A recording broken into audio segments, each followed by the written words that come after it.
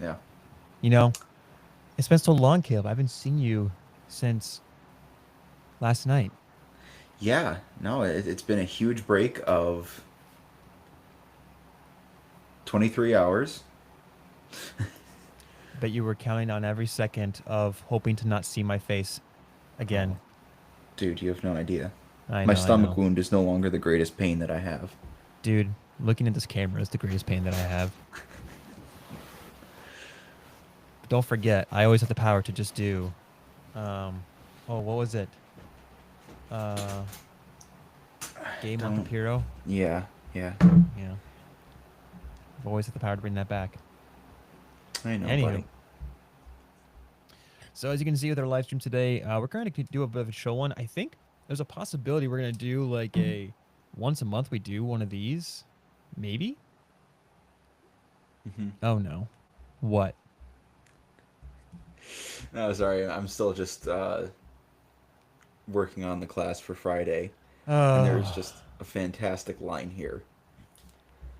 share it. Not a single grain of wheat will come to you from Yamama unless the prophet gives his permission. Yo mama is in there? Or Yamama. did you insert it in there? Nope. No, it's right there. Oh. Hang on. What translation of the Hadith are you reading? The Hawaii pigeon version of the Hawaii? Nope. It's right there. Oh, okay. Yeah. Okay. I was thinking more like, yo mama, but whatever. Yeah. No, Oh, like the place, Yamama. man, you like got my hopes up for like a Hawaii pigeon version of the Hadith. I was excited for a second there. And then you just had to go and The ruin it. Hadith. Yeah, the Hadith is already stir crazy enough. We don't need a Hawaii pigeon version. Look, look, look. I mean, I don't want to spoil anything, but clearly the best Hadith is the one with all the black men coming in around the The men of circle. Al Zut All set. Clearly the best one. from Clearly, clearly, Altermity. Yeah. clearly one that makes all of Islam peaceful, sensible. Oh wait, never mind. Anyways, all right. So we might do this once a month, maybe like one of these, because it'd be like a mixture of like could be a serious topic or kind of a goofy topic too, because you have some really bad ones, some really really bad ones. They're just not even like problematic. They're just sad and hilarious how bad they are. Anyways, we figured we might do one of these maybe once a month of misused verses or verses completely taken out of context to make a point. I always loved our pastor when he was our youth pastor when he would teach on the issues of passages out of context, and he would say, I can make a solid theological argument that it is a sin to sleep with a verse taken out of context. I was like, awesome. We're not going to do that. But before we do that, I know it's a little late, but it seems right to probably briefly comment on the passing of Vodi Bakum. And, while it wasn't as, I'm not sure what word I want to use right here. Like, it was still sad, but it wasn't like, it was shocking, but it wasn't as jarringly shocking as like when Charlie Kirk got shot. I think for obvious reasons. Yeah. Yeah. I was gonna say obviously, he wasn't. Vody was not taken violently. No, Right. It's suddenly, but not through an act of violence. Right? I like think it the was official cause of death is heart failure, something like that. which Like, it not to be was, pedantic, but isn't that like technically every cause of death? well, yeah. But like when I saw that, I was like, oh, geez. Like I was still in shock. So it was not like I don't want to say like a bucket list of people I expected to die, but he was definitely not in that list of people I thought was gonna die this year. Wow. It wasn't like he was on my radar. Like, yeah, Odie's gonna die this year. Like John Yeah. Well, I mean, he MacArthur, like was MacArthur, I mid was like, 50s. well, MacArthur, I was like, and probably like any minute now, just because he's just how old he is, Yeah. and you can see him just slowly getting not as wasn't as healthy anymore. It's like, okay, he's probably gonna pass. Like when RC Sproul got sick and like Yeah. that was like blatantly obvious, like someone's gonna pass. Unless God decided to do a miracle. Like Vody was like, I mean, he's 50 something, so he's still like 56. 56, so he's still, I mean, young-ish And comparatively, and you know he did BJJ, Brazilian Jiu Jitsu, so he was in great great shape too. condition. Yeah, but he's also another man who it wasn't like his kids lost their father, but wasn't like it was like robbed from them, Right. like by the murder of Kirk. But I don't know, I don't want to like beat too much on this point. But Vodi, I think what I appreciate about Vodi and what's really interesting to me is that Vodi and Charlie were both people who deeply cared about godly young men becoming godly young men. Like Vodi as a pastor cared for his church and a lot of things, but it was very clear to me that one of his top priorities was that there are many men out there who don't know what it means to be a godly man. So he would have so many sermons on what it meant to be a biblical man. And he's written like two or three books on what it means to be a biblical husband, to be raising kids, and all these things. Like he deeply cared about biblical Yeah. families, which, you know, I don't think there's going to be like a surge of things going to happen like with Kirk, with like all these people going to church. But I think is interesting. The thing that's interesting to me is that both were clearly Christian, both were Christians, and both deeply cared about the gospel and all all people coming to be closer to God, but especially young men. That was of a Yeah. deep importance to them. Yeah. And Vodi was he was probably one of my very early influences in I would getting agree. into this. He wasn't the original influence. That dates long before I even heard of him. But my earliest, um, some of my earlier ministries, like when I was at Messiah with Josiah, I did not intend for that to rhyme. Um, those early days, like Vodi was one that I frequently went to because that was I listened to, of course, my pastors at home, but Vodi was probably one of the main speakers I would listen to outside of my pastor at home for other sources of information and stuff. And after him, then I started getting to more like your theologians, and then I got into scholars and apologists, of which there's within those categories of distinctions, but that's not for today. But Vodi, I think, I think that's he deeply challenged me in the way I thought about things. I think I said in one video, I mean, there's many views that he had that either I have like was like, no, he's right, I'm gonna go with him, or there were views that I was like, I might go this direction, and then I change my mind. That I'm not gonna get into that. We're not here to talk about things we agree or disagree with him on, but like, there was a lot of things that he had great influence on me, especially when I was studying with my friend Andrew on what it meant to be a biblical man, because we were both. He was in a relationship that he thought he was going to get married to this girl, and that's before he met his now wife. And that was when I was getting ready to go to college, and there was a girl that I was talking to, and I knew that I was not meeting the standards for her and her family, and so that kind of pushed me to start wanting to know what it meant to live a little more as a biblical man. I think this book, what he must be. This one was one of the big influences. The other one, probably a bigger influence from the manhood discussion, was it's on my shelf somewhere. Let's see. I probably can find it. No, I cannot. I don't feel like hunting through my bookshelf. My bookshelf is obnoxious. But there was another book in here that wasn't by him, but I read that. Dang it. On top of my other books. Some were his. But from a pastoral standpoint, he was probably one of my biggest influences. I think that's pretty obvious to me in the very first sermon I ever did, which was the Jude sermon. I think it was pretty obvious that I had a bit of a Bacham influence. And then later I kind of started developing my own style. But yeah, Vodi, you know, I think, when he didn't die like a martyr, quote unquote, depending on how you want to define martyr.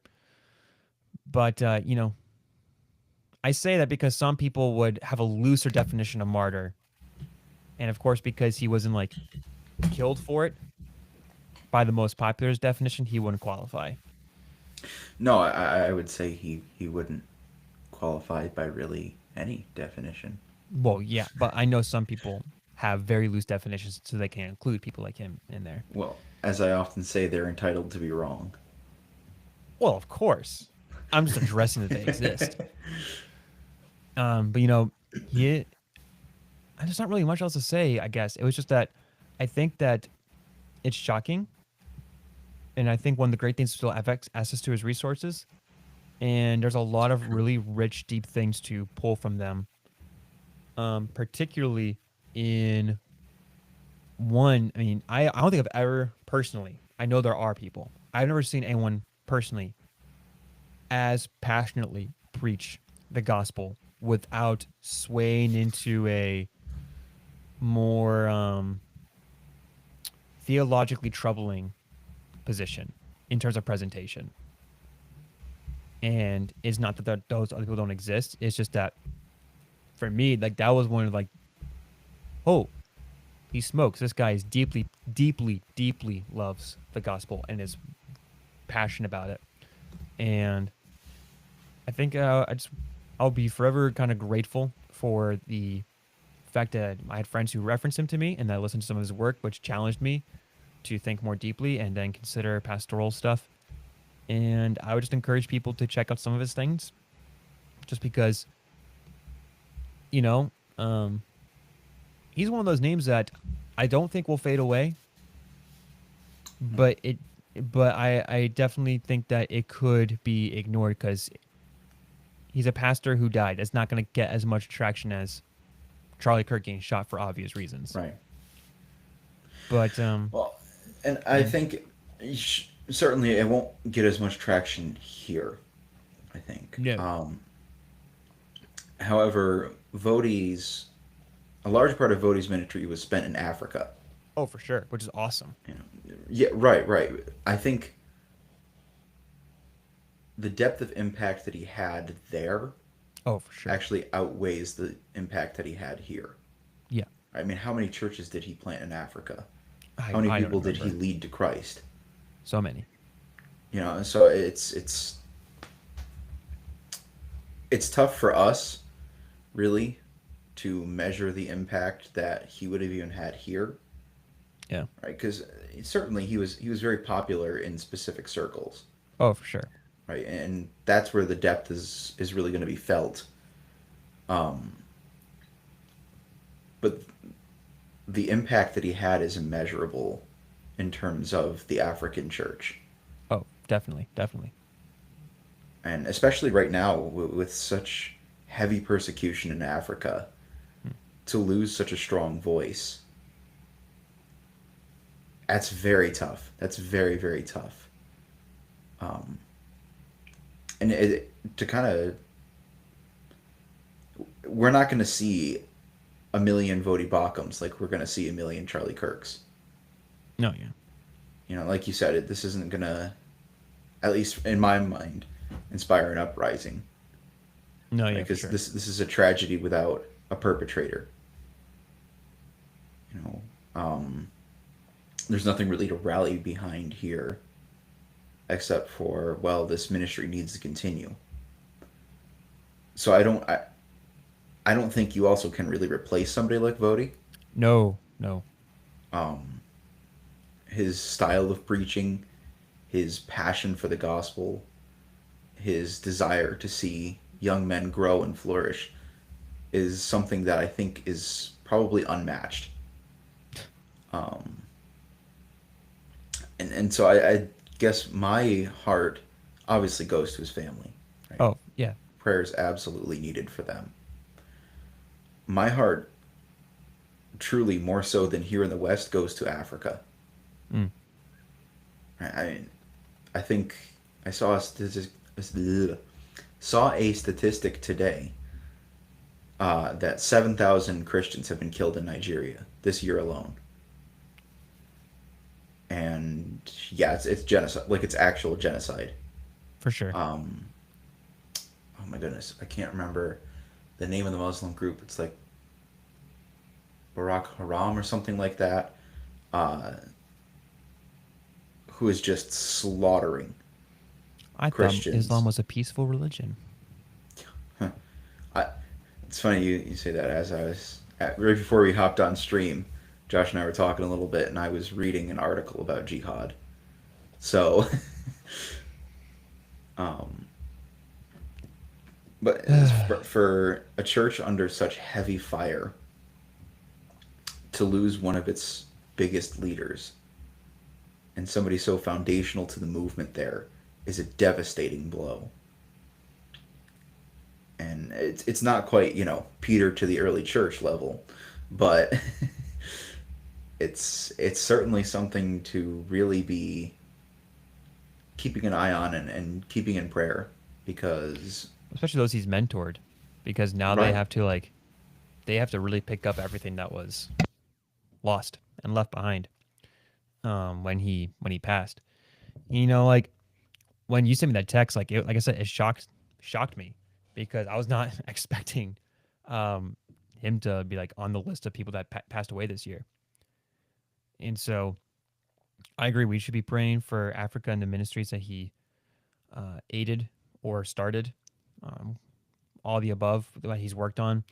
Pray for his family because they were lost, and I pray that his heart's desire for Africa, for the gospel, and for godly young men would be something that is carried on by those he mentored, and that I think those things will all obviously all still carry by Christians, but the type of passion that he had for it, I hope that carries on through someone that other people can get that kind of in Africa or just even on their screen that passion of like, hey, you as a young man, you as a Christian, you as a woman, you as a person in Africa who's like, now I plan for your church. Get up and get moving because you're this is not it. Um, Yeah. I remember when I initially saw the text, I was like, oh, I probably have a lot to say, and then I kind of boiled my thoughts. And I was like, I don't think there's much needed to be said. I think Yeah. it's just a recognizing that. I remember when I first heard him, I was like, man, this guy's boring. I'm not gonna lie. My first time I ever heard him because I never like heard someone with like such a deep voice Yeah. preach before, and so like and he took a while just to rev up for it. And I was like, all right, whatever. And then I came across I can't remember which sermon it was. It was one I was like, oh, like he didn't get like amped up, but like just Mm-hmm. the bomb after bomb after bomb. I was like, oh, okay. I should listen to him a little more intently right now. Yeah, he'll be missed, and I agree with you. We should be praying for Africa, pray for all of his ministries that he set up. He was Yeah. one of the other things I love about him is that he was funny to me as a black man was not gonna let the whole social justice gospel Mm-hmm. infiltrate into this. Yeah. He's like, nope, the gospel is the gospel, and you do not mess with that. Yeah. And I know we have people who do that, but I really hope that that is something that more people, especially those he's mentored, can push that the gospel cannot be altered. Mm-hmm. It cannot be changed. Maybe if we have a misunderstanding, we'll change that. But that's because we had to change our understanding, not the gospel had to change its understanding. Right. Because he was for sure like, this doesn't change, so why would you? Mm-hmm. um, but yeah, Vodi Bakum, he'll be missed. We should definitely be praying for Africa because they're constantly in need, especially as you're saying with like all the one gangs that go through and then terrorist groups and genocides. I mean, Africa, Africa and the Middle East has just been like a war zone forever. For sure. I mean, not like the other areas haven't, but like I don't know. It seems like there's something about that area that just seems like there's always some kind of conflict. Um, and there's other areas like that too, but for some reason there's something. It's like that area for I some reason mean, I has like don't. so much, huh? I was gonna say I don't think it's that hard to figure out. I mean, what's the difference between the foundation of Western civilization and the foundation of Eastern civilization? It's the gospel, right? It's Yeah, it's the initially Jewish ethics, right? Because you see Israel and you see the progress and success that was made there, and then Christ comes and completes it, and then we get Christian ethics, which just completely blows everything up. Right. So I don't think it's that big of a mystery. I know. No, I didn't mean to say that like it was a mystery. It was just like how intriguing it is that that area sees so much struggle and has had all those struggles like before the gospel even came onto the scene. Um, it's just, and as you said, like we outlined why. Like we can see why, but it's just always just kind of interesting to me. Like, and I think it's unfortunate that we frequently forget to pray for them for those reasons, because we tend to pray more for like, oh, they're in poverty. It's like, sure, some of them are, but some of them aren't, and that doesn't seem, and they seem to be figuring out how they want to handle things. Should we pray for those things still? Yes, but also there's people's heads getting cut off. I think it's hard to feed anyone who doesn't have a head. Um, so praying for their violence that's going on there needs to be addressed. Sorry, that just caught me off guard a little bit. You're welcome. It's kind of like my life sometimes. I just kind of catch people off guard, especially when I get more tired. I get more like off-handed comments or out-of-pocket statements without meaning to. Go ask my friend Skylar about the time that she had a quote book and she got 12 quotes from me in less than 24 hours. It's impressive. Yeah. Most of them were from like when I got tired. Anyways, let's go on to some fun verses. Are we doing fun ones or are we doing serious ones? Or both? um, well, I mean, mine isn't like it's just kind of there. It's just a commonly like not rightly used one. Yeah. But I mean, unless Well, you have a fun one that you want to bring up first. if okay, so if we're doing fun ones, I'd just go to Psalms probably. Well, okay. But if we're doing a one with, no, I'll be honest, not like a ton more thought, Yeah. but some more thought, then I'll go to Philippians 4. Well, where do you want me to pull up first? Well, I already have Philippians. Oh, you have the thing up. Yeah. Um, I guess just Philippians 4 then. Because I'm guessing you'll have a little more to say, just due to the nature of the passages. I'm thinking you'll have probably more to say regarding Jeremiah. Honestly, it was just gonna be more like a brother. Who's he talking to? First off. Right. Well, I guess so. Then I can certainly drag mine out, but Well, I mean, it can be more to be said about Jeremiah 29:11. I'm just saying that like I picked one right. on purpose that wasn't like so overly like the top, like dashing children's heads. And say, "Oh, see the proof that your Bible, Oh, that hurt actually. the proof that your Oh, God is a tyrant." And then I look at the Muslims and I'm like, "The Torah and the Injil are." yeah. Yes, the Torah and Injil are confirmed in the Quran time and time again. But you can go Oh, check that's that okay. out on our channel. We have multiple videos now going over that. We Primarily have another one. the one titled "The Islamic Dilemma." See, my favorite one still is the Quran is Qur'an. Thank you, thank you. Because I just saw that you kept mentioning it and it was in your cited as the Quran. I was like, all right, I'm gonna make this a title, and then it worked out. I didn't even have to ask you for that one. I just kind of figured one out on my own. I was pretty proud. Yeah. No, I mean I am. I'm glad you read my mind. Oh yeah. All right. Okay. Philippians 4. Philippians 4. So I think honestly, truthfully, in 1 through 13, you're going to Yeah. have a tough time finding a verse that isn't commonly taken out of context, Especially 13. especially 13. But we will get there. Oh wow. Gabe's gonna You take us on just a whole exegesis of Philippians 4 today. no, Oh, no. My appendix wounds are not going to hold up to that. oh, that's fair. Oh yeah. Uh, I forgot that when I recorded our last class, that the video was gonna be up for 2 weeks, and Lord willing, you'll be healed by then. But in there, I asked the group to pray for sure.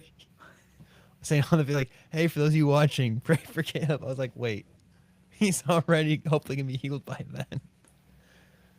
I mean, I will always take prayer, no matter what. There's always something in my life that can be prayed over. So Yeah. All right. Philippians 4. yes, Philippians, if you will. No. Okay. Philippians. Well, I mean, actually, I would be closer, because they are in Philippi. Right, but I want to make it as purposely wrong as possible. Kind of like Okay. when our pastor went through the whole list of names and just wanted to like just said every single one horribly. Yep. Yeah, I know. Every name was butchered. He takes And pride then in it, though. but then it was also a men's group. We were reading the end of Romans, and we got to it, and one of our friends, he was like reading through all of them. He's like, "Wait, why'd you translate all these ones, but you didn't translate Julia? What the heck?" I was like, "Why? What was the decision here?" Anyways, Yeah. it was funny. Okay. So I want to start by reading verse 3. Sounds good. Yes, I ask you also, true companion, help these women. Actually, I guess I should start at 2. So I entreat Euodia and I entreat Syntyche to agree in the Lord. Yes, I also ask you, true companion, help these women who have labored side by side with me in the gospel together, with Clement and the rest of my fellow workers whose names are found in the book of life. So, right there, it's a small phrase that always gets skipped over, but it sets the tone for the entire rest of what he's about to say. That being, who have labored side by side with me in the gospel together. Right? Or I guess just in the gospel. Um, Therefore, we should view everything he is about to say in light of the lens of laboring for the gospel. Too many people just pluck verses out of here and do not consider the fact that Philippians 4 is entirely about the gospel and the spreading of it. And as evidence of this, Paul is writing this from prison. And he's writing this from prison for sharing the gospel. That's why he's imprisoned. And he obviously, it's Paul, he's not going out and committing any other crimes. So when we look at this passage, and we have people who often quote verses 6 and 7 out of context, and then we have people who quote obviously verse 13 is massively ripped out of context and Oh yeah. often ripped out of context. Oh yeah. Verse 8 actually generally is kind of a good standalone, um, because uh, it is certainly applicable in a variety of cases, not just in the gospel.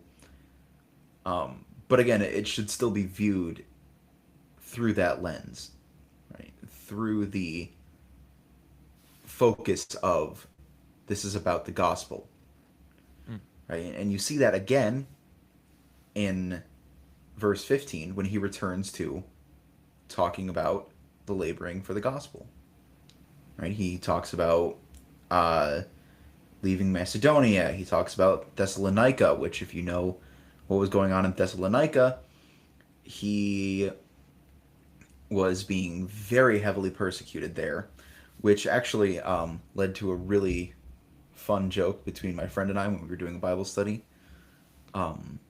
which is that Paul is writing Thessalonians, right? That's the church in Thessalonica. That's the letters to them, First and Second Thessalonians. And in First Thessalonians, I believe it's two.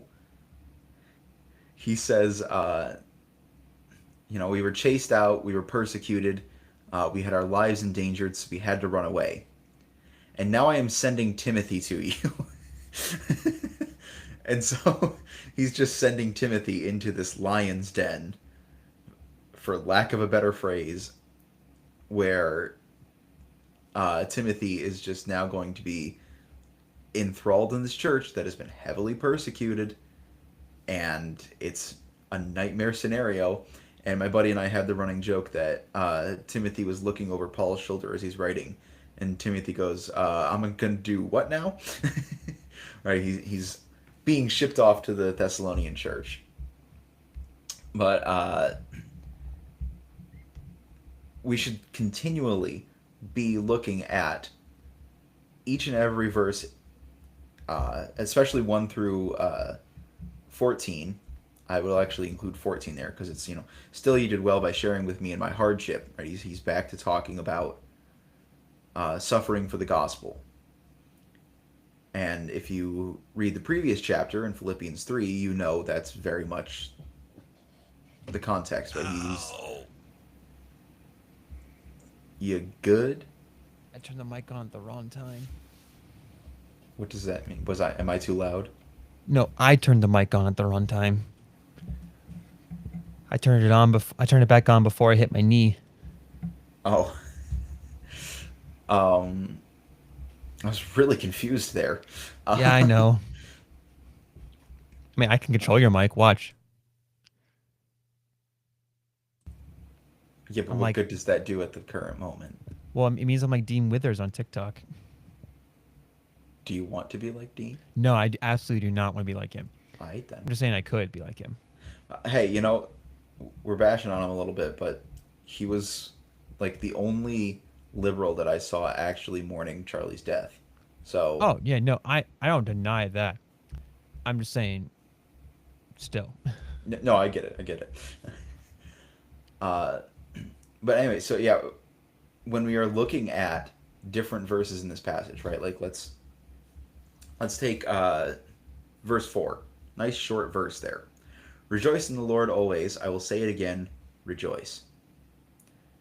How many times have you heard people say that as like, oh, you just have to be happy.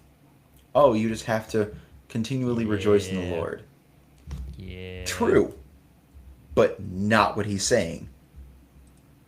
Right? He is saying, in light of the suffering of the gospel and the hardship that we are facing, you must rejoice in the Lord.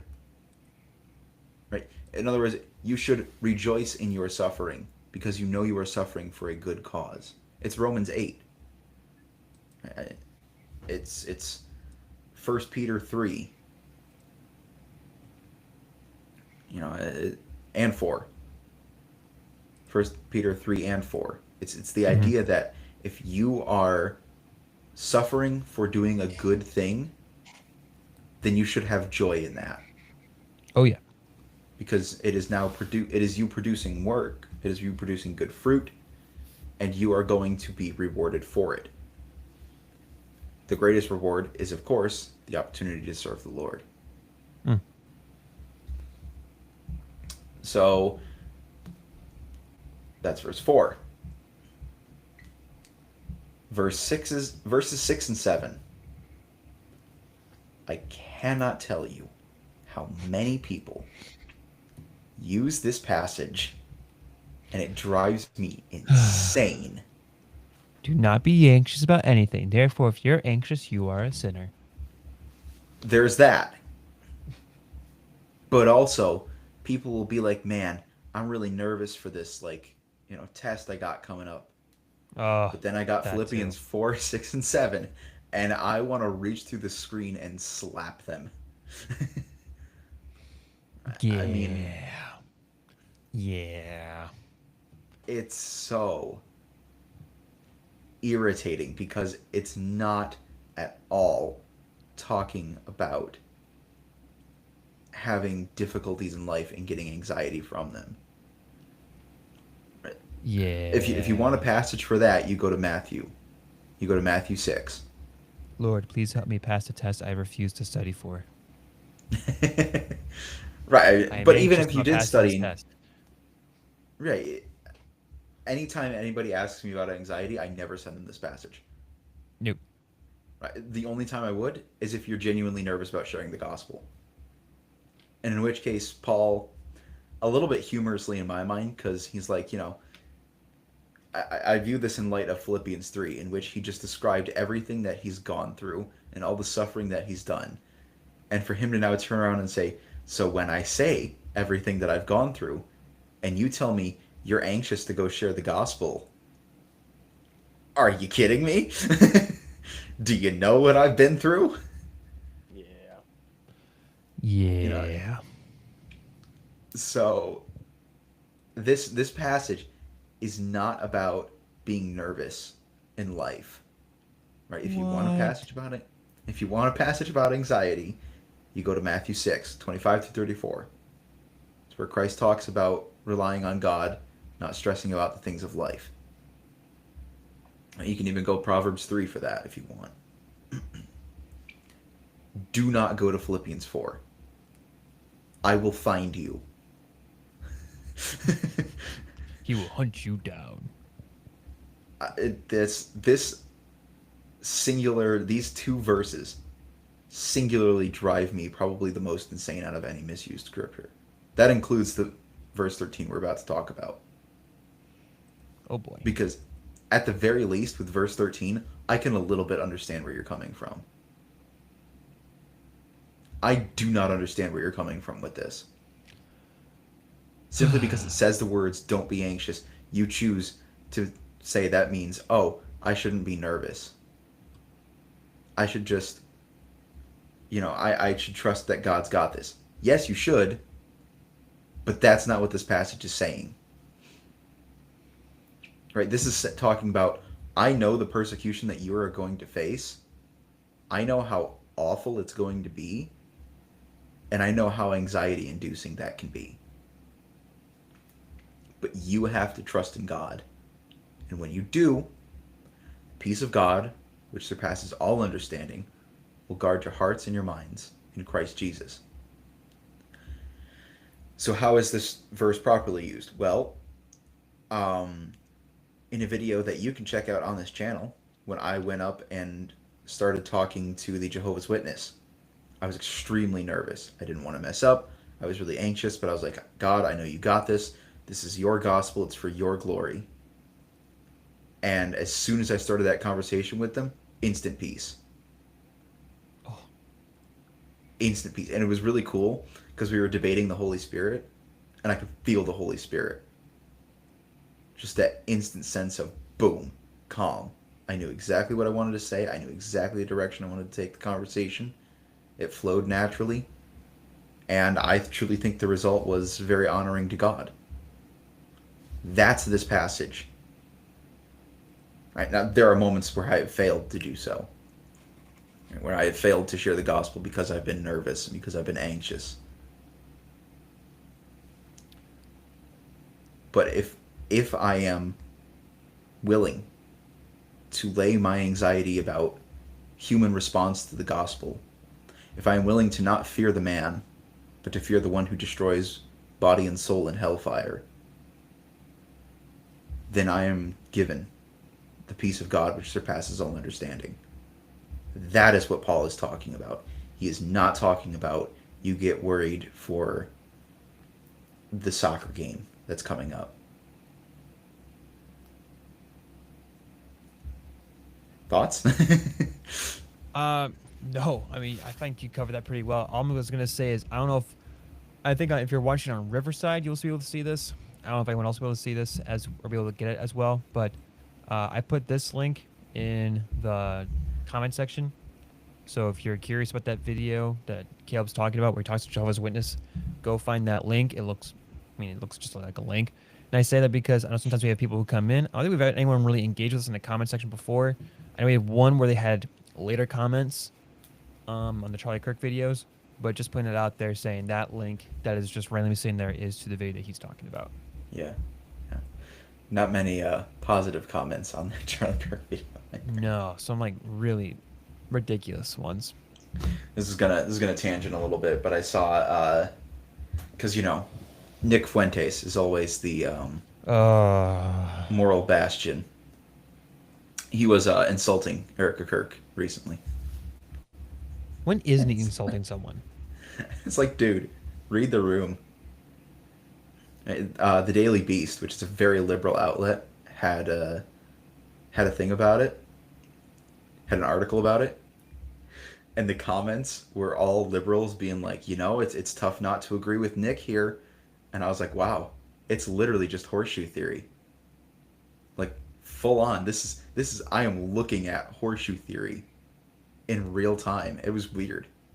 So conservative that he's actually liberal or whatever, Or whatever.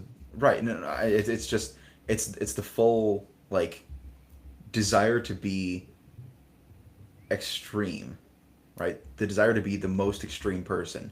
It just leads you to being the most extreme of any person, and you end up at the same point as the people who are trying to also be extreme, right? It's literally just perfect horseshoe theory. It was That dude, mind-boggling. that dude. When is he not insulting someone though? No, true. I mean, that's how he makes his career. Which sucks that this as people buy into it so much Mm-hmm. because he also claims Christianity at times and then Right. conservatives, but he completely therefore is misrepresenting everything those values actually teach, Mm-hmm. and it's just mm, frustrates me. Well, that's why I Anyways, I enjoyed. Yeah, we'll get back to it, but I enjoyed Messianic Jew trolling uh, Candace Owens, yeah, where he's like, he pinged or he tagged her in a tweet and is like, "You do realize you're gonna have to bow down to a Jew one day," and she like lost her mind. oh, can I find that tweet? Probably. Probably if it's still up. Oh, it's definitely slow. He did not take it down. He was having Was way too much fun. You can tell. do you remember what his handle was? It was Rabbi Brian. I don't remember his last name. Uh, David Wood did a stream about it. That's how I found out about it because I don't use Twitter ever. Rabbi Brian. Is it Rabbi Brian Stoller? I think so. I think so. It's probably way too far back, but I want to see if I can. That was pretty recent. Well, I mean, Twitter like tweets fly off the. No, you're right. Okay, it's not him because he only has 3 posts, and there's nothing in here about Candace Owens. Oh, all right. We'll find that another time. Um, but yeah. So, getting back to Philippians 4. Please use that passage correctly. It's not that tough, right? Your focus should be, how do I share the gospel? And if I have any nerves about that, if I'm ever worried about how somebody might respond, trust it to God. Trust that God will give you the right words to speak, and let that anxiety melt away. I won't use his name, but I had a friend recently who was very nervous about spreading the gospel, and he felt like he was unworthy to do so. Right, which like find me a person who is, but there's only ever been one, and he's the one who gave it to us. So Right. Someone who said, "Go tell everyone." exactly. And then I actually pointed him to Philippians 1, which is, it doesn't matter who's sharing the gospel. The point is it's being shared. Hmm. Um, Fascinating study, Philippians 1. I would highly recommend it. The entire point of Philippians is to essentially do the Great Commission. Is hey, go share the gospel. Philippians 1 is, yes, I'm in prison. I know that there are people who are getting things wrong with the gospel and are trying to hijack the movement for themselves. But here's the truth of the gospel. That's Philippians 1. Philippians 2 is here's the truth of the gospel. And then Philippians 3 is this is what the truth of the gospel gets you. All of this suffering. And Philippians 4 is do it anyway. Do it anyway. Right? And by the Have way, courage. Go ahead. can we just talk real quick about the fact that someone saying a not nice word to you is not the same as persecution? True. Yeah. I mean, sure, there is like like there is some level of which, people saying like hate speech, and like there is some level to that. But just because someone said you're stupid doesn't mean you've been persecuted. You did not experience persecution. True. Just putting that out there. You can, Caleb, if you want to correct me on that, you can. No, no, I would Putting agree. that out there. No, I We would do not agree. truly And know what persecution is like in this country. no, no. Although on Thursday stream we'll talk about how that could change. Oh, for sure. For sure. It Um, could change. And there is persecution in this it is country. changing. Like we have all these churches getting shot up. Like they've experienced this. But Yeah. just because someone's like, oh, they said they didn't want to be my friend anymore because I'm a Christian. That's not the same thing. Yeah. It sucks. I'm sorry for you. I hate that happened, not as emotionally, but also that's not the same thing. Right. And Don't go to remember, Paul and say, for every mean word they say to you, Jesus took a lash for that. Right? Like if somebody calls you a moron and how easily it is to be hurt by that, remember how much deeper Jesus was hurt for the oh, sake yeah. of the gospel, or for the sake of making sure that we have the gospel, Yup. for creating the gospel.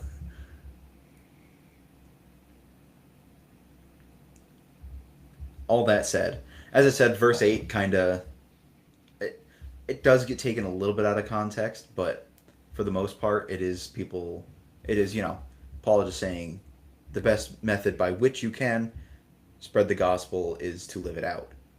Yep. Right? Practice what you preach. Oh, yeah. That's generally how people use that verse, is to be godly. That's what he's saying. It's just also, again, remember, this is all about spreading the gospel, and a great way to do that, as I said, is to live it out. And then he pretty much is saying exactly that in verse 9, which brings us to the section. Whoa. The section. So, Josh, if you could go ahead and read 13 or 10 through 14, excuse me. 10 through 14. Yes, please. I rejoice in the Lord greatly that now at length you have revived your concern for me. You were indeed concerned for me, but you had no opportunity. Now, not that I am speaking of being in need, for I have learned in whatever situation I am to be content. I know how to be brought low, and I know how to abound in any and every circumstance. I have learned the secret of facing plenty and hunger, abundance and need. I can do all things through him who strengthens me. Yet it was kind of you to share my trouble. So, Thoughts. in that section, we obviously get like the poster child for out of context verses. Jeremiah 29:11 is up there too. And Josh, I know you're going to talk about that one. Actually, might change. I might have changed my mind. I have another one that might be fun instead. Okay. All right. I might do it still. Whatever you want I'm to not do. sure yet. I'm debating in my head. A lot of people look at verse 11 as we shouldn't complain. That is not what Paul is saying. That is not even close to what Paul is saying. Because there are times when Paul complains. Right? I think to 2 Corinthians 12. Right? Paul asks the Lord thrice to remove this thorn from his flesh, and he does not. If Paul is telling us to just be content and to not be complaining or unhappy or upset, then why does he ask the Lord to remove the thorn from his flesh? Yeah, it's right there. It's verse 7. Oh, 7 and 8. 7 to 8, Um, it's fine. and then the response is in 9. And then verse 9 is top 3 verses of all time for me. uh, there's a lot to read in 2 Corinthians 12. We will do that another time, Lord willing. But Oh yeah. he, the point is, you are allowed to be unhappy in your circumstances. That is not what Paul is saying. Right? When I got my appendix out, you best believe I was complaining. Because I was in a lot of pain. You are allowed to be in pain and complain. What Paul's point is here is that, yes, it is difficult. Yes, we will struggle. Yes, we will suffer. But if it is for the sake of the gospel, then we can find contentment in that. It's not that we can't wish things were better. It's not that we are not justified sometimes in our, I don't want to say griping, but I hate to keep using the word complaining, but it's accurate. In our complaining, in our desire for things to be different. That's a good thing. We should desire a better life. But we should also learn to be content when we are suffering for the sake of the gospel. Right? Regardless of how we are sharing the gospel, regardless of what we are called to do and called to be in and called to go through in sharing the gospel, we should be content in that.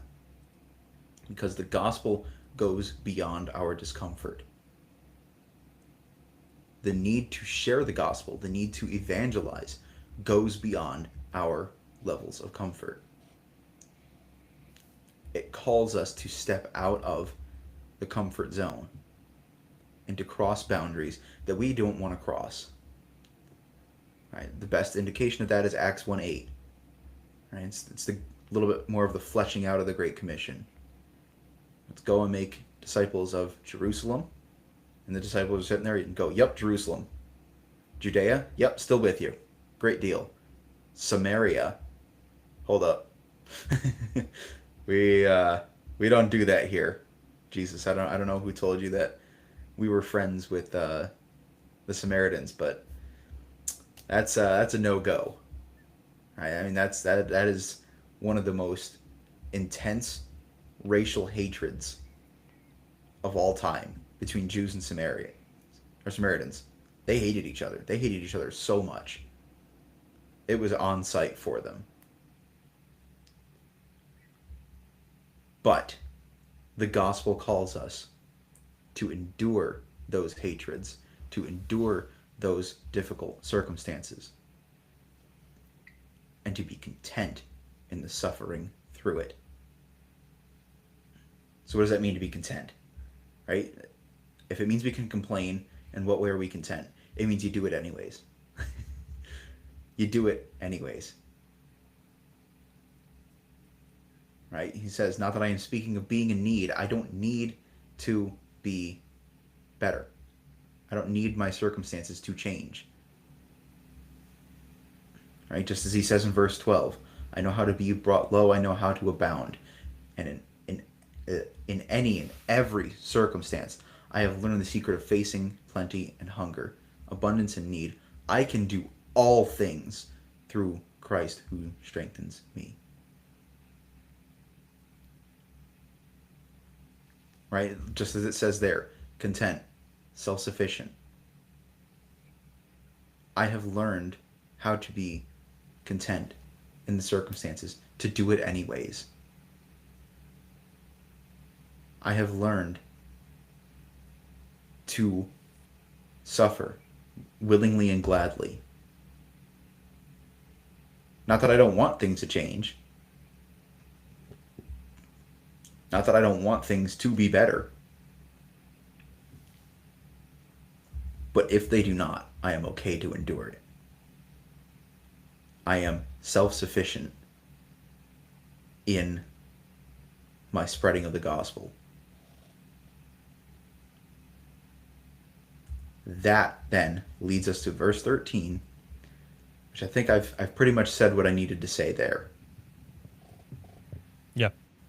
That is not about you being able to do anything and everything you want. Right? That is not I am one with the force and the force is with me. It's not what that's saying. You're welcome for that. That is, there is nothing that will impede me from spreading the gospel. There is no line I will not cross if it means that God is glorified. There is no person I will not speak to if it means that God is glorified. There is no depth I will not go to or height I will not climb to if it means that God is glorified and that one more person can hear the good news of Jesus Christ.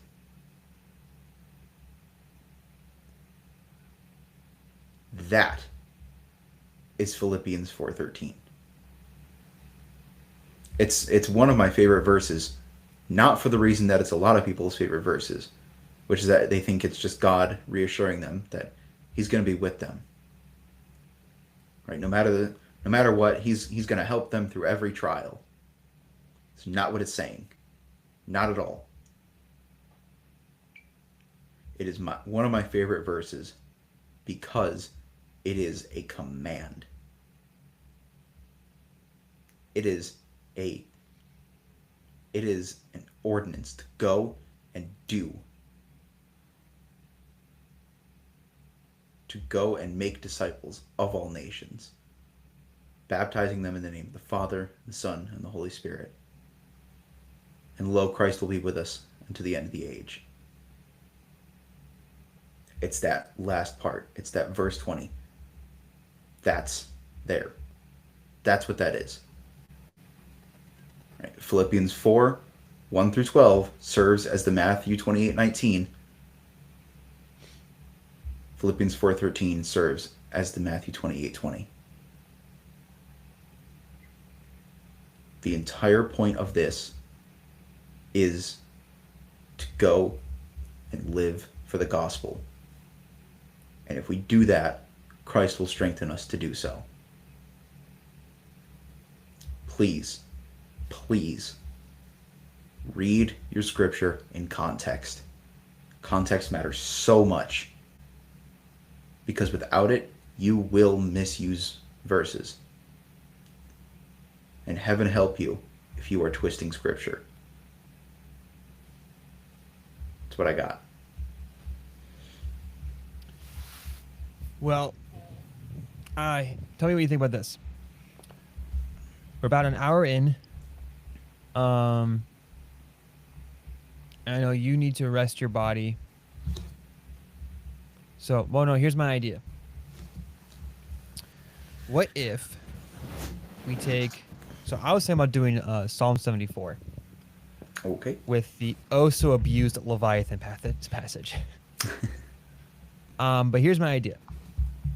What if we moved that to how we open next week? And then we make next week a more chill time where we can promote to anyone else who has either made to the end of this live stream or through our community posts. And we can try and do some more of a chill conversation. And if you guys have any thoughts or questions you want to share with us, we can take that in the live stream.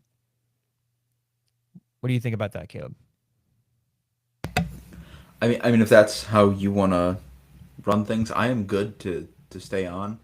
I realize we are at an hour, and Yeah. that's generally how long these streams go. Yeah. But I do also know we have gone to like an hour and a half before, so I'm pretty much good up to that point. It's whatever you feel like you want to do. Well, Sorry, go ahead. were you watching us? Perhaps. I'm thinking um, I'll save Psalm 24 for next time. Maybe I'll briefly touch on Jeremiah 29:11, give you the speedrun version. Just, oh, by the way, this ain't about you. Um, and because the reason why is I have a fun thumbnail in my head of a dinosaur because people think Leviathan's a dinosaur. They jump to that and have him sit in a recliner with a lamp and a cup of coffee and just have him sitting there saying misused verses and chill or something. So, in other words, you're going to be using AI. No. I can find clip art and then just like clip it all together. I. I'll see which one. I'm gonna see if I can find the clip art for it that doesn't cost me anything, and if it does, then I might have to use AI. But you know, You're already resorting to AI. not yeah for some things Yeah.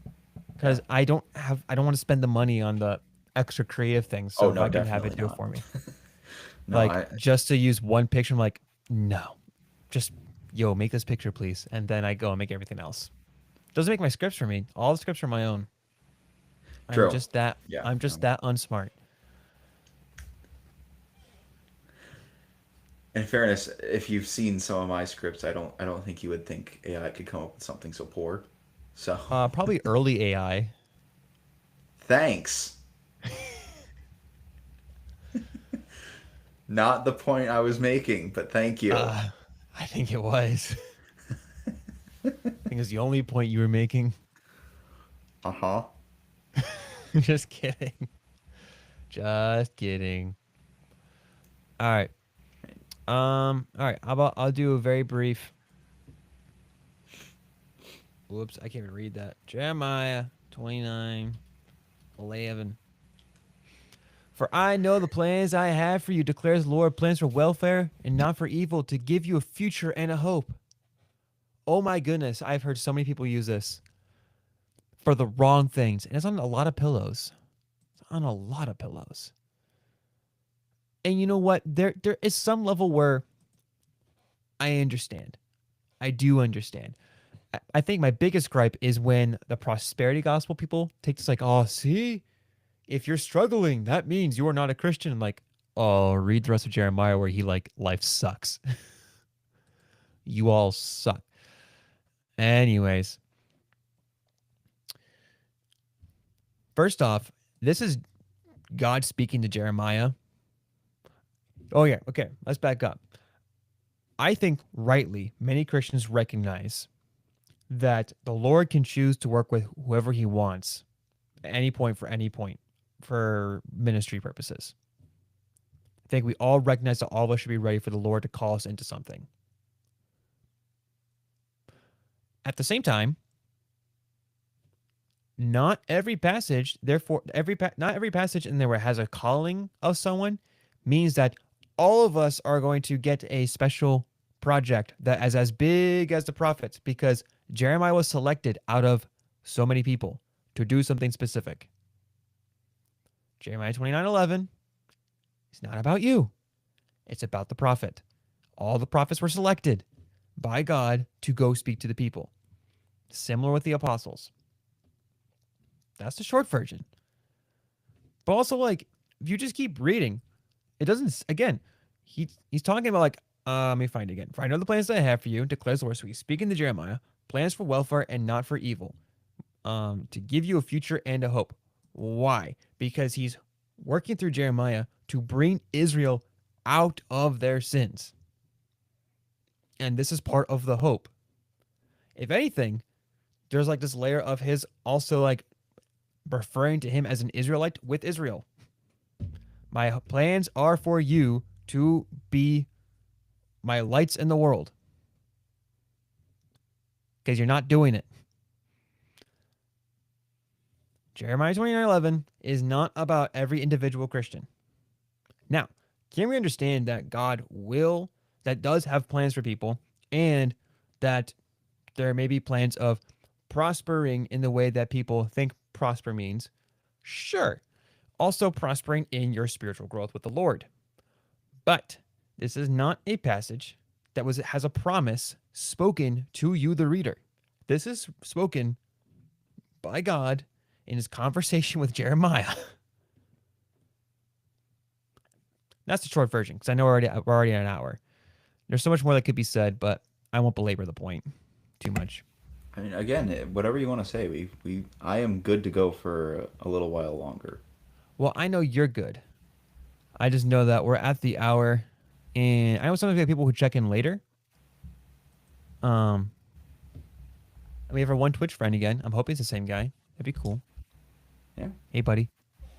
regular But viewer. at the same time, I don't want to like. Not a lot of people when they see an hour, they're like, "Ooh, I'm gonna go watch this full hour," because our attention spans have dropped so much, This is true. and TikTok has not helped with that, or Shorts, or Reels, or whatever platform you're using. They all have made that worse. And unfortunately, it's also how we get more recognition is if we do those. Yeah. Yeah. Don't you love having to play the game sometimes? Everyone play the game of content. Anyways, so I'm thinking this. I'm thinking we have our cultural discussion this coming Thursday, or Sure. just you. I think it might just be you. You're not going to be here? I'm I have to heartbroken. check my schedule. Devastated. Next Tuesday, I say we'll open with Psalm 74, and I'll have my beautiful picture. And then we can also promote it all over our community page and other stuff saying, hey, come on the live, send questions, comments. We'll read all of them, and it'll be a good time. Unless it has profanities, we'll not be reading those. Um, I'm not in the mood to read those. Profanity. Yeah.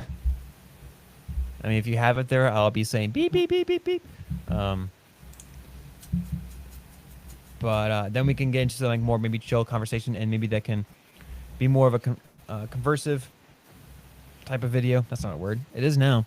And it can go into some serious places, or it can be a really kind of a goofy, chill time. Could even be talking about like making fun of the Quran, or I mean, that's always a possibility. Lot of material there. Yeah. Lots of material there. Lots and lots of material. So if you made it this far, you already know what's going to be coming next week. Also, it means a little less extra prep for Caleb and I with Amen. the classes we have to pound out.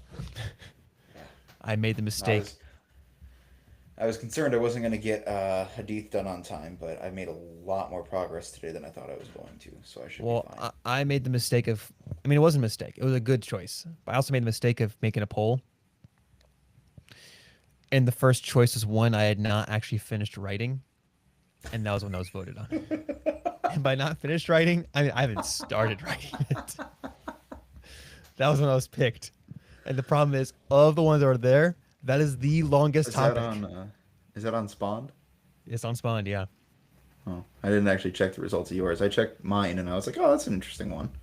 Yeah, I think only one person voted for yours because it wouldn't let me vote for you. It didn't let me vote. Which was It told me stupid. I had to vote, but then I just took my vote away after I did. It said I couldn't vote. And then... Oh, that's topical. What, Leviathan? Yeah. Yeah, they picked...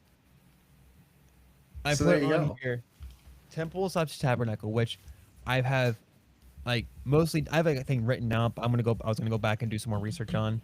Divine Council, I mean, all I was gonna do is gonna find some other prep on that was like some extra sources that dated back from like some of the more original sources that were talking about this pre Heiserk, who just kind of like collected all their stuff and put a book out showing all their research. Expositing a passage, like, oh, maybe someone will pick a passage. We actually can do a full blown Bible study like the Shema again.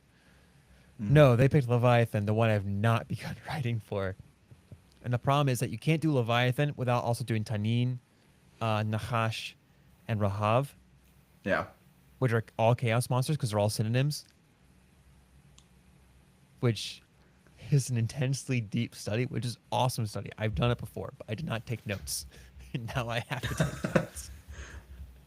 I feel like that's on you then. Yeah, it was on me. It was on me. I was feeling ambitious. I thought, maybe they won't pick this one because I've mentioned the other ones so much that they'll actually want to say it. They'll want to pick these ones instead. And then that's not what happened. Backfired. Totally. But I got some cool books for it. I'm very There you go. excited. And three of them are less than 200 pages because there's a lot to be said on this stuff.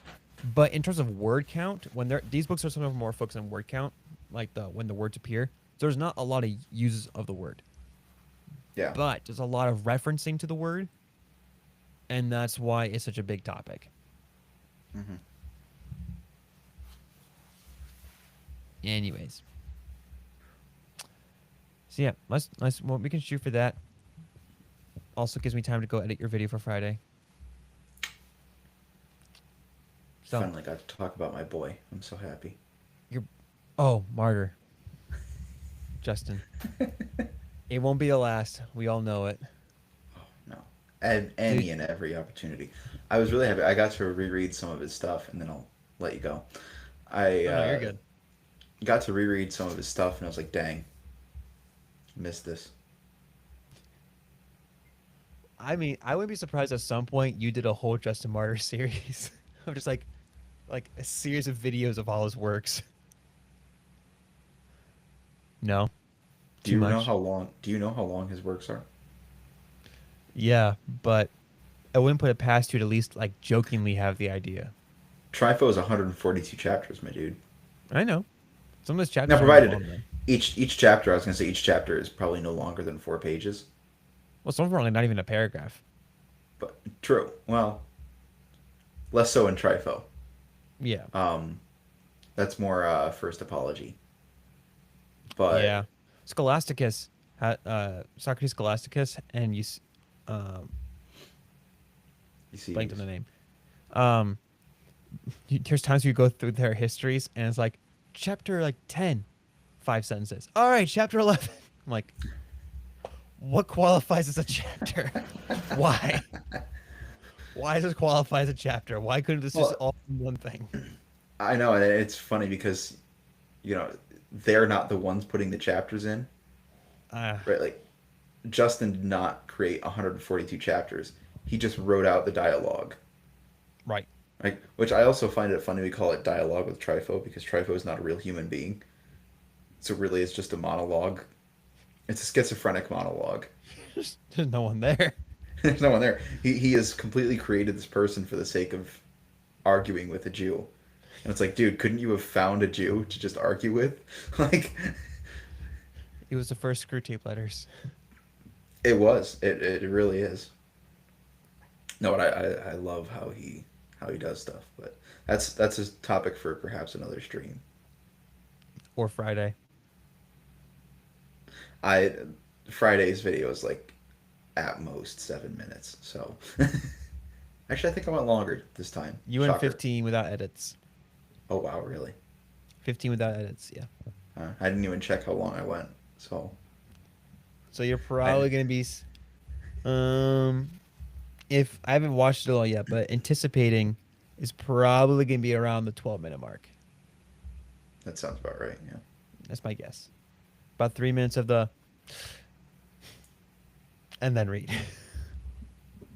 When Yeah, you yeah. trip over a word. Of the tripping over a word, and then the sigh of despair, followed by trying to pick up in the same exact tone I just left off in. Yeah. My Yes. kids at school love it when I trip over my words. So I Brother, you paused at go, the wrong part of that sentence. huh? You just went, my kids, and I was like, come again? My kids at school love it when I trip over my words. I'm like I'll say something like and I start like making random sounds. I'm just trying to remember what I was even trying to Yeah, say. It's my buffering almost, yeah. and they start laughing. And then it's like, Wasn't even trying to be funny. I honestly just like forgot what I was gonna say, and I kept tripping over new words that I didn't know what I was gonna say next. Hmm. Nah, kids be like that though. Yeah. Anyways, we're talking about a lot of things that probably don't need to be on the live stream. But I feel like that's a little bit what live streams are for, though. You know, I mean, that's fair. That's fair. it's a lot more off the cuff stuff. Bars. I think we should do my gorsh.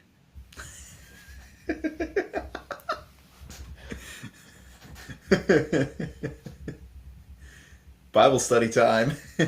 Bible study time. It's time for Hosea. Yeah. Wait, so are Actually, that's you? really interesting. Uh, I'll save it, I guess, for another time. But I found a Christological verse in Mm, Hosea 1. Hosea 1 7. are you in just editing mode right now, or are you still?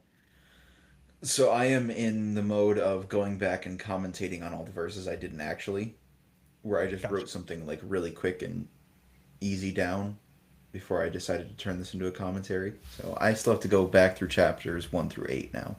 Oh yeah. By the way, I don't know if we mentioned this. Caleb and I are technically writing Call to Defend commentaries right now. Yes, very different veins. Very, very different from each other, but Yeah, I think they'll be beneficial in their different ways. I would agree. It honestly, it'd be funny if at some point, actually, never mind. My idea kind of No, dropped in my go head. ahead. Do Well, it. no, I had one idea. I was like, partly formulated like, oh yeah, it'd be kind of funny if we each wrote our own of every book. And I was like, wait, that defeats the whole purpose of what we're doing. It does, and the only reason I say no to that is because if we did it a verse a day, every single day, can't miss a one, it would take us 85 years. I did the What? math with Nick. Well, that's why I started grouping like some of mine together. Where it's like it just this verse does cannot be done by itself. Right. Um, But then there are like also verses where it's like this has to be by itself. because like well like so I'll give an example. For Genesis 1, I grouped all the days together because they depend on That's fair. all like the three verses are there. They must go together because they explain why each verse is there. Hmm. Genesis 2:4 alone needs to be like its own thing Right. because that is a pivotal verse that determines if you um, think that it's looking back or is looking forward. Hmm. And grammatically, it's looking forward with what is he using there. But people Yeah. will often try to argue it's looking back, and it's like, and then that determines how you view Genesis 2 for the rest of it. And it's like that. So that verse Yeah. has to be done by itself. What? Yeah. No, I'm just sitting there thinking of like I would never think of this stuff for Genesis, right? So that's why that's why I asked you about it. I was like, I I could do a commentary of the whole Bible. I'd have to. I It wouldn't couldn't be be a verse as a day. right. It couldn't be a verse a day. It couldn't be as in depth as I'd want it to be. It would have to be more of a kind of like the Bible knowledge commentaries. Not taking a shot on I'm them. familiar. So they are two volumes. One's New Testament, one's Old Testament, That and tracks. um, not taking a shot at all. They're great for what their purpose is, but they're more. They give you some background knowledge, but it's a little more pastoral, and so it plays a little more into some of the application stuff. So therefore, they can group a lot of verse together and then skip other That's like ones what that I'm aren't doing. Yeah, right. But I but mean, even mine more is so, more yeah, so, no, because and it's all mine truncated is verse into by verse. right, but it's all truncated into one thing. So they may have like a paragraph reference or maybe a verse, or they just skip it entirely because it doesn't serve their purpose. Right. Versus like one like um the NICOT, so New International Commentary of the Old Testament. So one with like the weird angels, like the red one and the blue ones with like the angel weird looking people on it. Um, those ones are usually like verse by verse, almost more technical type of stuff. Hmm. As we get like your singular book per um, singular volume per book, Yeah. sometimes two volumes per book. But yeah, so yeah, we're doing commentaries. It's gonna be forever because I'm still in Genesis 2:5. See, again, I feel like at some point I understand. I understand you're, as we've discussed before, you're the academic. I'm the applier. right? You are going to pack your stuff full of like really high level knowledge, and I'm going to be the person that tells you how to use it. Right? That's Well, just who we mine are. still tells you how to use it. Sure, It's right, more of and my like, stuff, mine still has a lot of technical and higher level knowledge, but it's where they're focused, I should say. yeah. Mine's the reason mine's taking longer is that there are questions that I know that I've had when reading these. And what I want to do is in my studies, knowing that I can't be the only person who's had these questions. So it's almost like a commentary that I'm writing to my younger self. Like these are the Interesting. things I wanted to know why Hmm. this is the way it is. How can we understand? So it's not going to be able to cover everything. I can't do that. I don't have that knowledge. But if I Hmm. can, if I know I had all these questions, then it's going to provide those answers, those responses to as if it was a younger me. When I was like, what the heck does this even mean? And what, Yeah. why is it here? Um, that's, I never really thought See. of it that way, but that's kind of how I've been handling it. It's like all the Hmm. questions that I know I've had are like the driving focus of like how I handle this. Yeah. And so So that's what it's so it you're dialogue with Joshua then instead. kind of, yeah. Like like with Josh, except I'm not debating with myself just to make myself Yeah. feel better. Yeah. Now, and mine is not so much questions that I've always had as much as it's I read the verse and this is what the verse immediately stood out to me about it, right? Like Mm, which is really cool. what in huh? Which is really cool. Right, yeah, and it's interesting to see how it links up with the rest of scripture. You know, and that's kind of my goal is to get people to realize that there is so much information, wisdom and knowledge packed into just a single verse of the Bible because of how much it connects to the rest of it. Right? How much you get out of a singular verse can be determined by how much you are able to connect it with the rest of scripture. Right. It's not the right way to phrase it. I'm not really sure what the right way is. Well, I know that when I get into like more of the wisdom literature, because I think we decided that I was after I finished the Torah, I was going to handle some of the wisdom literature stuff. Mm-hmm. That one is probably a little bit more towards the like how you're handling it, Mm-hmm. because its whole purpose is Right. wisdom, and so for therefore to not go with the approach of trying to pull that wisdom is, I think, missing the point of the whole psalm stuff. Mm-hmm. Um, whereas like Genesis, even like through Abraham and Joseph and some of the other Torah stuff, because of a lack of awareness of some of the grammar stuff, we get so many problematic interpretations. Mm-hmm. And then we say this is what the text says when it never said that, and it sometimes leaves more questions for like I don't understand what that means. Then it's like good. I think that's the point. I think it's meant to make us think. I think his Yeah. purpose is to. I love how Kenneth Matthews said, "Look, let's just be honest. I'm not saying that these things didn't happen, but the structure of Genesis 2 through 3 is the exact same of wisdom literature. Mm-hmm. Therefore, it's not just there to give you a historical narrative. It is there to make you think about all these characters in the garden and Yeah. what they're doing as more of its purpose. But he says, but we can't deny that they existed because you have Jesus saying Adam is like this guy that was way back when, and they're referring to it as if he's an Yeah. ancestor. So clearly, it's not saying it's not historical, but it's Right. also not its point. Right. Anyways, I digress. I don't need to go on the tangent. No, no, that's exactly it, right? And so we haven't really like officially talked about it like fully, but my thoughts were after I did the minor prophets, I would probably do the gospels. I think that's fair. Yeah, the gospels and Acts I would include as well, Sure. just because that it's the sequel to the gospels. Oh. um, I mean, yeah, we have a long ways to go before we get to our second sections. We haven't even right. gotten to our second books. You're closer to True. that than I am. Then That's again, only you had a because that's 3 year really head only because I start. started first. You had a 3 year head start. Yeah. True. Exactly. Exactly. I've been in not quite 3 years. It's closer to 2.5, I think. But still, Yeah. I mean, Oh, we should decide.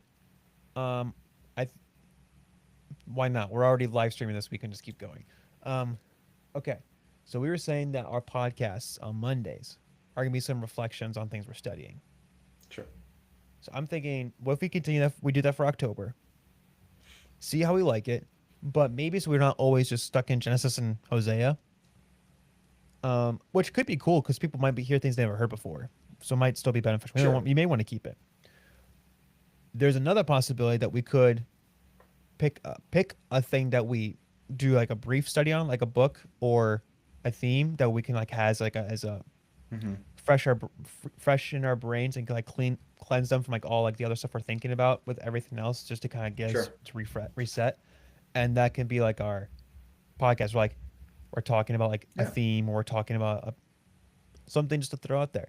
If you're watching right now, if you made it this far, an hour 25 minutes in, which you probably haven't, but if you did, feel free to let us know what you would prefer for November. Right. Well, I mean, I think they first have to see what we have for October. Yeah, October I said we just do what we already were planning because I don't want Yeah. to prep And something by I'll tell Monday you by, right by now. Friday.